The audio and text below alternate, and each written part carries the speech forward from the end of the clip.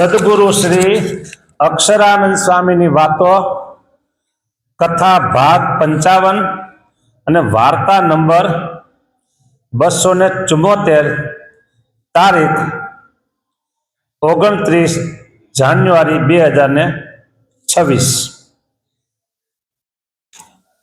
એક વખત શ્રીજી મહારાજ કાર્યાણીમાં નદીને કાંઠે કોઠો છે, ત્યાં રાત્રિના વખતે મહારાજ પોઢ્યા હતા અને રાત્રિના 12 વાગે ઊભા થઈને મહારાજ બથમાં ઘાલીને મળ્યા અને પોતાનું મુખારવીને અવળું કરી ગયા। તે વખતે સુરો ખાચર જાગતા હતા। પછી સવારે સુરા ખાચરે મહારાજને પૂછ્યું કે મહારાજ, તમે આજ અડધી રાતે ઊભા થઈને મળ્યા, કોકને આમ આમ કર્યું, આમે કોઈ દેખાવું નહોતું અને તમારું મુખારીને અવળું કરી દીધું, આમ આમ કરી દીધું અવળું, એ શું હતું? એ શું હતું? મારી વાતો કરો। ત્યારે મહારાજ કહે, સુરા બાપુ, તે વખતે જૂનાગઢના નવાબે દેહ મેલ્યો હતો, તેને અમે તેડવા ગયા હતા, પણ તેને દારૂ પાયો હતો એટલે તેનું મોઢું ગંધાતું હતું। તે સારું અમે અવળું આમ જોઈ ગયા, કેમ કે એને અમારો પક્ષ રાખ્યો હતો, તેથી અમે તેને તેડવા ગયા હતા। આ પક્ષ જુઓ, કીધું હતું ને કાલે કે આ ખુદા, એ તો ખુદાનું મોઢું ખોલે ભાઈ, આટલા બધા માણસોમાં, કે આને ક્યાં વિવેક છે? કાકડી ખાઈ છે કે આટલા બધા માણસો વચ્ચે કે એ કે તું હું ન ખાઈ હતી કે ખુદા એટલે ખાઈ હતી કે આટલામાં કલ્યાણ કરી દીધું, વિચાર કરો। હા, કારણ કે અવરું કઈ નહોતું કર્યું એટલે કલ્યાણ કર્યું ને। આપણે માળા કરતા હોય, સમનાને સમનાને સમનાને સમનાને માળા કરતા હોય, ઓઈલો આવો છે ને ઓઈલી આવી છે ને ઓઈલો આમ છે ઓઈલો આમ, તો પછી માળા એક કામ ન કરે। હા હા, મેં ન કીધું પેલા એટલે કોર્ટની વાત કરી હતી। હા, બધું સારું કરે, પણ એટલો અભાવ બધાયનો અભાવ, બોલો। વાર્તા 274 પૂરી થઈ। ગામ હાથસણીમાં સંત ગયા હતા, બોટાદ બાજુનું ગામ। તે ગામમાં એક માણસે સાધુને મારી અને ગામ બહાર કાઢ્યા। પછી તે ગામનો ધણી સત્સંગી હતો, તેને ખબર પડી કે મારા સ્વામિનારાયણના મારા સાધુને આ વ્યક્તિએ માર્યા અને મારીને ગામ બહાર કાઢી મૂક્યા છે। તે સાંભળી તે ગામને ચોરે આવ્યો, કોણ? આ ગામનો ધણીઓ આવ્યો અને સૌને કહ્યું છે, જેને સ્વામિનારાયણના સાધુને કાઢ્યા હોય તેને મારે ઇનામ આપવું છે, બોલો। પકડાવા કે ચોરને પકડવા કેવી રીતે પછી? આ બુદ્ધિ વાપરવી પડે ને ચોરને પકડવા માટે, તેને મારે ઇનામ આપવું છે। ત્યારે ઓલો માણસ બોલ્યો છે, બાપુ, મેં એને મારીને કાઢી મૂક્યા છે, તારી ભલી થાય, અહીંયા હાલે તને ઇનામ આપું કે? દરબાર કહે, તું શું કાઢી શકે? ત્યારે તે કહે, હા બાપુ, નક્કી કાઢી મૂક્યા છે। દરબાર કહે, નક્કી કાઢું નક્કી કહું છું। તે સાંભળી દરબારના હાથમાં ઘોડાનું ચોકડું હતું, તે માણસના બરડામાં જોશથી માર્યું અને પછી ધોલ મારીને કહ્યું છે, તારા બાપનું ગામ છે કે મારું ગામ છે? પછી ધોલ મારીને કહ્યું, હા, ધોલ મારીને પાછું કહ્યું કે મારા ગામમાં જો તું રહીશ તો તારો નાશ કરી નાખીશ। હવે જો તું પાછું બીજી ધોલ મારી અને કીધું હવે જો તું મારા ગામમાં રહીશ તો તારે પૂરું કરી દઈશ, તને મારી નાખીશ।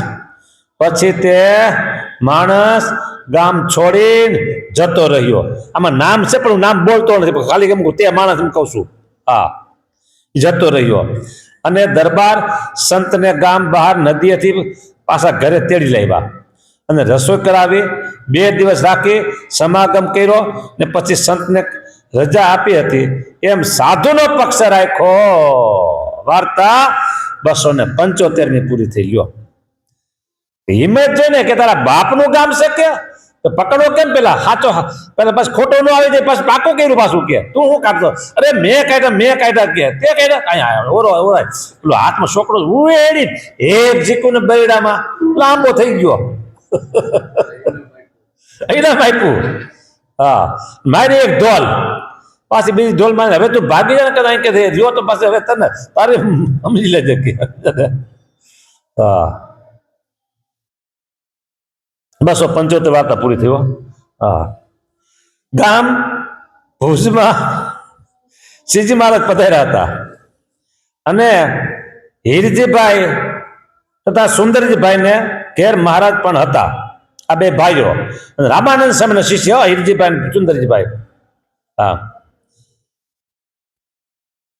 અને મહારાજને બેસવાને ઠેકાણે ગુમડું થયું હતું. લ્યો તે મહારાજ મેળી ઉપર રહેતા. પછી હીરજીભાઈ માંદા હતા. તે વખતે તેમને જોવાને માટે ભુજનો દિવાન જગજીવન મહેતો આવેલો તેને હીરજીભાઈને જોવા. પછી જગજીવન ખુરશી ઉપર બેઠો અને સુંદરજીભાઈને પૂછ્યું છે સ્વામિનારાયણ છે કોને આ વિરોધી હતો જગજીવન. એને પૂછ્યું કે સ્વામિનારાયણ છે. ત્યારે સુંદરજીભાઈ કહે અહીં તો નથી. શું કીધું? અહીં નથી ગયા એમ કહ્યું. એટલે મહારાજ મેળેથી દાદરે નીચે ઉતર્યા અને દાદરાના પગથિયા ઉપર બેઠા. તે જોઈ જગજીવન ક્રોધાયમાન થયો અને સુંદરજીભાઈને કહ્યું છે કે અહીં છે ને તમે ના કેમ પાડી? પછી જગજીવન મહારાજને કહ્યું છે તમે લક્ષ્મીના પતિ? ત્યારે મહારાજ કે હા. ત્યારે કહે તમે રાધિકાજીના પતિ? મહારાજ કે હા. મહારાજ કે હા. તે સાંભળી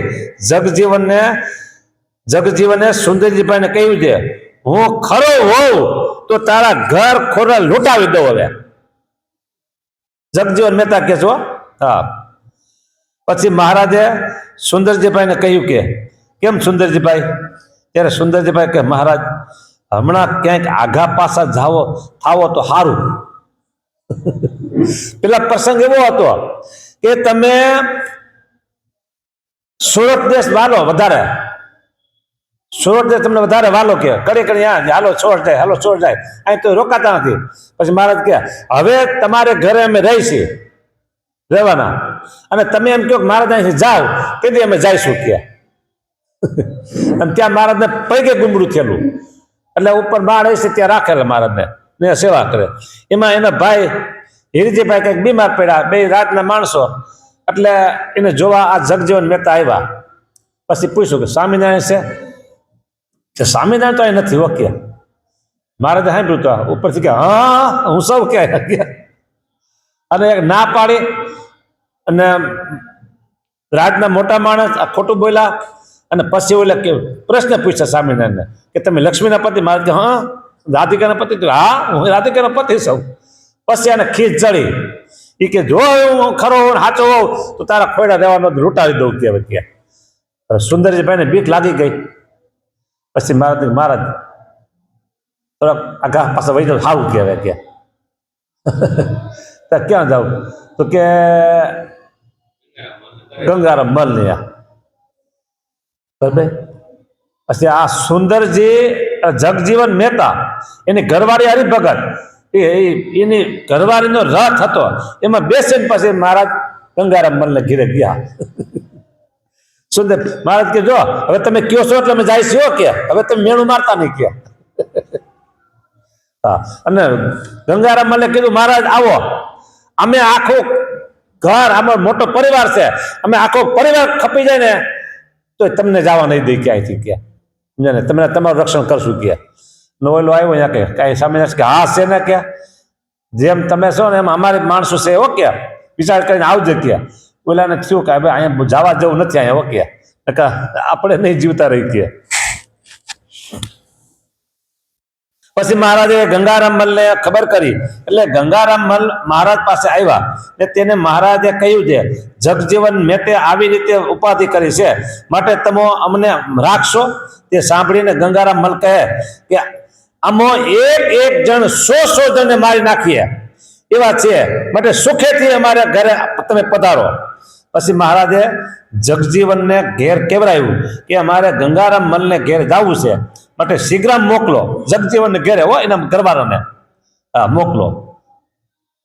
પછી તે બાઈએ જગજીવનને બેસવાનો શીઘ્રમ હતો તે મહારાજને બેસવા મોકલો. લ્યો ત્યાં ઘરવાળી પાસે કાંઈ ન હાલે, બહાર બહાર હાલે બધું. જો ને આનું ગાયલું કઈ તમારે એમ જ હોય, તમે બોલતા નથી. હા, બાકી એમ જ હોય. એ તો અમે ફાવી ગયા કયો ને. હા, તે મહારાજને બેસવા માટે મોકલાવ્યો અને જે જગજીવનની હવેલી પાસે થઈને મહારાજ હવેલી પાસે પાછો રથ હકાયેલો. હા,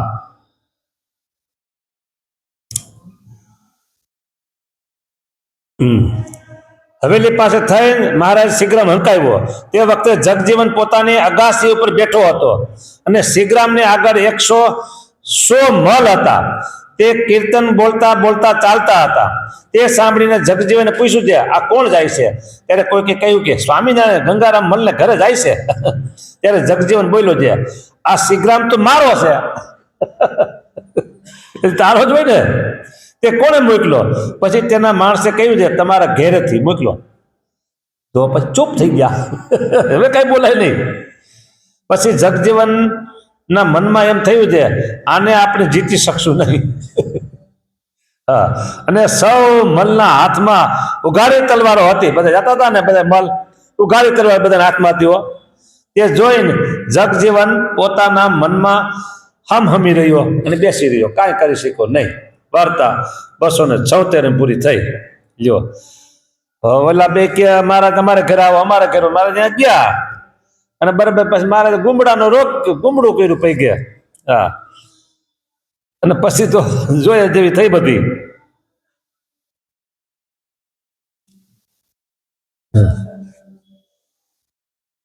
એક વખત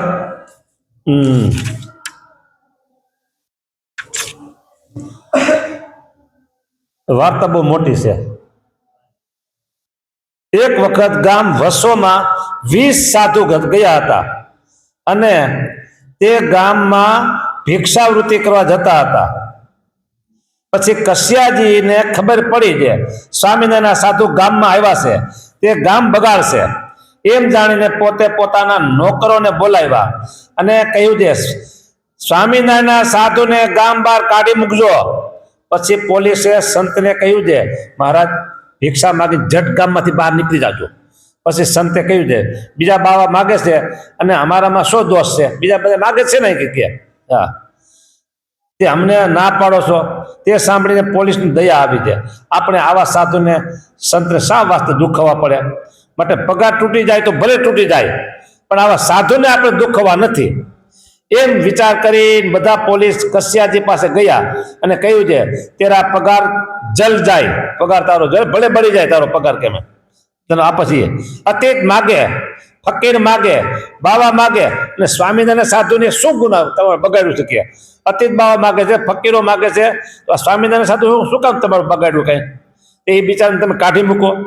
કશ્યાજી કહે, જાઓ જાઓ, ભલે માગે, તમે તમારી નોકરી ઉપર જાઓ. કે સારું, કે ભલે માગે, તમે નોકરી ઉપર ચડી જાઓ. કે પછી બીજે દિવસે સંત ભિક્ષાવૃત્તિ કરવા નીચરા ને તુલસીભાઈ ને ઘેર જઈને નારાયણ હરે સચ્ચિદાનંદ પ્રભુ એમ શબ્દ બોલ્યા. તે વખતે તુલસીભાઈ નાહીને પૂજામાં બેઠા હતા. તે પ્રકાશ પ્રકાશ થઈ રહ્યો એટલે તુલસીભાઈ બોલ્યા છે, આ નારાયણ હરે કોણે કહ્યું? તે સાંભળી તેના ચાકરે કહ્યું કે બાપુ કોઈક સાધુ છે. પછી તુલસીભાઈ કહે, તે સાધુને અહીં બોલાવો. પછી એ સંતને મેળી ઉપર બોલાવી ગયા અને તુલસીભાઈએ તેમને પૂછ્યું છે, મહારાજ તમે કોણ છો અને કેના સંત છો? સંત કહે, અમે સ્વામિનારાયણના સંત છીએ. તે સાંભળી તુલસીભાઈના મનમાં ઘાટ સંકલ્પ થતા હતા. તે સમી ગયા. પછી સંતને પૂછ્યું છે, તમે કેટલી મૂર્તિઓ છો? ત્યારે સંતે કહ્યું છે, અમે 20 સાધુ છીએ. ઓહો, હા. પછી માણસ મોકલીને 20 સંતને પોતાને ઘેર બોલાવ્યા અને બ્રાહ્મણ પાસે રસોઈ કરાવવા માંડી અને સંત સૌ કીર્તન બોલવા માંડ્યા. કીર્તન સાંભળી તુલસીભાઈના અંતઃકરણમાં અતિશય શાંતિ શાંતિ શાંતિ થઈ ગયો. રસોઈનો ઠાકોરજીને થાળ ધરી અને પછી જમીન સંત પાસે કીર્તન ભક્તિ કરવા માંડ્યા. તુલસીભાઈ માળા બેલીને બેઠા. તે વખતે કશ્યાજીએ ખબર કઢાવી કે સ્વામિનારાયણના મુંડિયા ક્યાં છે. પછી તપાસ કરનાર માણસ આવીને કહ્યું તુલસીભાઈની મેળી ઉપર છે. પછી કશ્યાજીએ પોતાના હજુરી માણસને મોકલી અને કહ્યું છે તુલસીભાઈને કેવું છે મુંડિયાને રજા આપો. પછી માણસે આવીને કહ્યું છે બાપા બાપા બાપા કશ્યાજી બાપુએ કહ્યું છે કે મુંડિયાને રજા આપો. તે સાંભળી તુલસીભાઈ બોલ્યા છે આ મુંડિયા તો માથા સાટે છે અને બાપાને જો પેટમાં દુખતું હોય તો તે અહીંયા આવે. પછી તે માણસે જઈને સમાચાર કહ્યા તુલસી બાપે આવી રીતે સમાચાર કહ્યું છે કે પેટમાં દુખતું હોય તો એ પોતે અહીંયા આવે. તે સાંભળી કશ્યાજી બોલ્યા છે કોઈ કાંઈ પણ બોલશો નહીં, કેમ કે એમાંથી તો કલેશ થાય ઉપાધિ ઉપજશે કે કાંઈ બોલતા નહીં. વાર્તા 277 પૂરી. પેટમાં દુખતું તો એ પોતે અહીંયા આવે કે બીજું કઈ બોલશો નહીં કે આવું છે બધું. સ્વામિનારાયણ ભગવાનની જય. શ્રીપતિમ શ્રીધરમ સર્વદેવેશ્વર.